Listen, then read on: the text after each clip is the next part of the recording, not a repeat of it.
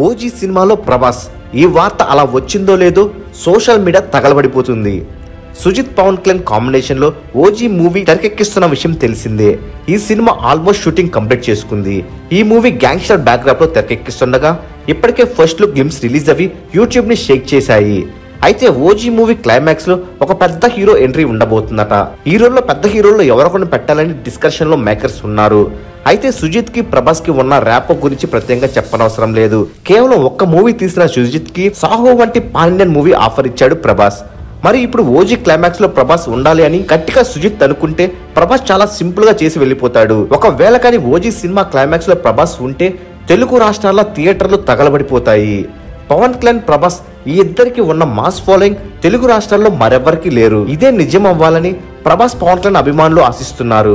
మరి OG cinema climax లో Prabhas entry ఉంటే ఎలా ఉండబోతుందో కామెంట్ రూపంలో తెలియచేయండి.